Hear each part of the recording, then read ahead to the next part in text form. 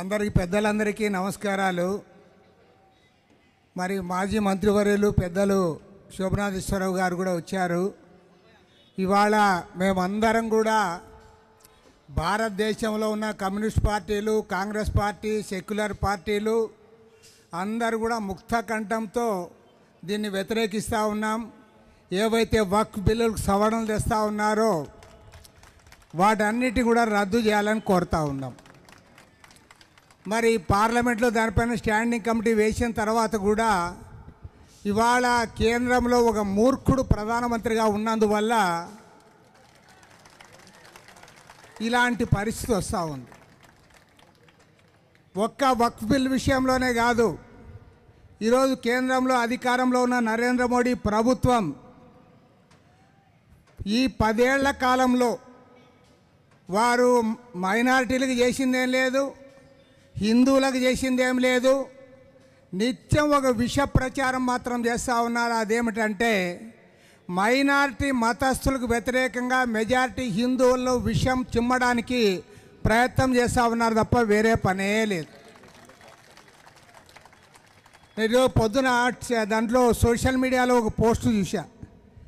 ఎంత ఘోరం అంటే ఒక ఆమె ముస్లిం మహిళ మ్యాంగో జ్యూస్ అమ్ముతూ ఉంటే దానిపైన కామెంట్స్ పెట్టారు. అదేమంటే ఆమె మ్యాంగో జ్యూస్ అమ్ముతుంది, వాళ్ళు తాగరు, మన హిందువులకు దాపుతారు, దాంట్లో ఇది ఉంది, కల్తీ చేశారు, లేదు దాంట్లో అవన్నీ కూడా రసాయన పదార్థాలు వాడినారు అని ప్రచారం చేస్తూ ఉన్నా. నేను అడుగుతా ఉన్నా, మరి తిరుపతి లడ్డూలో కల్తీ జరిగిందన్నారు. మరి తిరుపతి లడ్డూలు ఎవరైనా ముస్లిం చేశాడా? ఎవరైనా అడిగి పోయారా ఛాయలకి? పోలే క్రైస్తవులు చేశారా? చేసిందే మీ వాళ్ళు కదా. కాబట్టి ఇవాళ భారతదేశంలో ఈ 10 ఏళ్ల కాలంలో కేంద్రంలో అధికారంలో ఉన్న నరేంద్ర మోడీ ప్రభుత్వం ఫక్త్ ఆర్ఎస్ఎస్ అజెండా అమలు చేస్తూ ఉన్నారు. 100% ఆర్ఎస్ఎస్ అజెండా ఇదంతా. అయోధ్యలో రామాలయము ఆర్టికల్ 370 రద్దు చేయాలి, ముస్లింలు ఎక్కడ కూడా వాళ్ళని సెకండ్ రేట్ సిటిజన్స్గా ట్రీట్ చేయాలి. చాలా బాధాకరం. దాదాపు 18-20 కోట్ల మంది ముస్లింలు భారతదేశంలో ఉంటే ఇవాళ ఒక్క ముస్లిం కూడా కేంద్ర మంత్రిమండలిలో లేరంటే ఈ దేశంలో ప్రజాస్వామ్యమే సిగ్గుపడాలని చెప్తా ఉన్నా. సిగ్గుపడాలి. ఒక ప్రధానమంత్రి క్యాబినెట్ బీజేపీనే కాదు, ఈ దేశంలో ప్రజాస్వామ్యం ఉంది, లౌకిక రాజ్యాంగం ఉంది అని చెప్పుకునే వాళ్ళందరూ కూడా సిగ్గుపడాలి.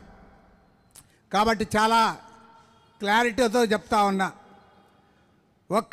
ఇలాంటి బిల్లులు వచ్చినప్పుడు మనం వ్యతిరేకిస్తూ ఉన్నాం, అనేక అంశాల్లో వ్యతిరేకిస్తూ ఉన్నాం. కానీ మీకు అందరికి కూడా నేను మనవి చేస్తూ ఉన్నా, ఇవాళ ఈ దేశాన్ని కాపాడుకోవాలంటే, ఈ దేశంలో రాజ్యాంగాన్ని మనం నిలబెట్టుకోవాలంటే, లౌకికవాదాన్ని మనం నిలబెట్టుకోవాలంటే ఖచ్చితంగా మనం అందరం కూడా ఏకం కావాలి.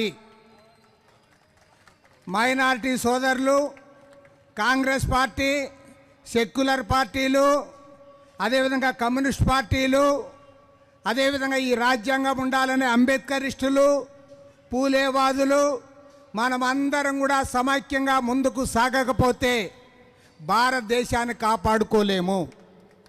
కాబట్టి సమైక్యంగా ముందుకు సాగాలని చెప్పి నేను కోరుతా ఉన్నా. ఎందుకంటే ఇవాళ మనం చూస్తూ ఉన్నాం, మన రాష్ట్రంలో, ఆంధ్ర రాష్ట్రంలో పెద్దలు ఉన్నారు కాబట్టి చెప్తా ఉన్నా. మన చంద్రబాబు నాయుడు గారు ముఖ్యమంత్రి గారు ఉన్నారు. ఆయన తెలుగుదేశం పార్టీ, సెక్యులర్ పార్టీనే మేమేం కాదనం. ఇంకొక ఆయన ఉన్నాడు ఉప ముఖ్యమంత్రి, కాషాయం వేసుకొని తిరుగుతా అన్నాడు. ఆయన ఏమన్నాడే సనాతనవాదం అంటాడు. ఆయనకి ఎప్పుడు వచ్చిందో ఈ సనాతనవాదం నాకు తెలియలే. ఎలక్షన్ల ముందు సనాతనవాదం అనలే, ఎన్నికలు అయిన తర్వాత అది వేసుకొని తిరుగుతూ ఉన్నారు. నేను గ్యారంటీ చెప్తా ఉన్నా, బీజేపీ వాళ్ళు రాష్ట్రాల్లో గెలుస్తూ ఉన్నారు కాబట్టి ఇవాళ చంద్రబాబు నాయుడు, జనసేన నాయకుడు పవన్ కళ్యాణ్ ఇద్దరు కూడా అవకాశవాదులుగా మారిపోయారు. పక్క అవకాశవాదులుగా. కాబట్టి చెప్తా ఉన్నా, ఈరోజు మన మైనారిటీ సోదరులు ముస్లిం సోదరులు, క్రైస్తవులు, సిక్కులు అందరం కూడా, అదేవిధంగా సెక్యులర్ పార్టీలు, కమ్యూనిస్ట్ పార్టీలు, అంబేద్కరైట్లు అందరూ కూడా ఇవాళ ఈ దేశంలో జరుగుతున్న ఒక అభివృద్ధి నిరోధక మతోన్మాద రాజకీయాలకు వ్యతిరేకంగా నిలబడాలి. ఈ వక్ఫ్ బిల్ సవరణలు ఏవైతే ఉన్నాయో అవి రద్దయ్యేంత వరకు మేము పూర్తి స్థాయిలో మీకు అండగా ఉంటాం. రాబోయే రోజుల్లో నాకు చాలా సంతోషము, పాట్నా తర్వాత మన విజయవాడలో ఇలాంటివి జరుగుతూ ఉందని చెప్పారు. మరి పాట్నాలో కూడా ముఖ్యమంత్రి నితీష్ కుమార్ కూడా లౌకికవాదే. ఆయన ఇఫ్తార్ విందు పెడితే అందరు బాయ్కాట్ కూడా చేశారు. కాబట్టి ఏమంటే ఎవరైతే దొంగాట ఆడుతూ ఉన్నారో, ఎవరైతే అక్కడ ఇక్కడ మాట్లాడుతూ ఉన్నారో వాటన్నిటినీ కనిపెట్టాలి. లౌకికవాదాన్ని రక్షించుకోవడానికి, రాజ్యాంగాన్ని రక్షించుకోవడానికి మనమందరం కూడా ముందుకు సాగాలని మనవి చేస్తూ ఇవాళ మీరు జరుపుతున్న ఈ కార్యక్రమానికి సంపూర్ణంగా మద్దతు ప్రకటిస్తూ సెలవు తీసుకుంటాం.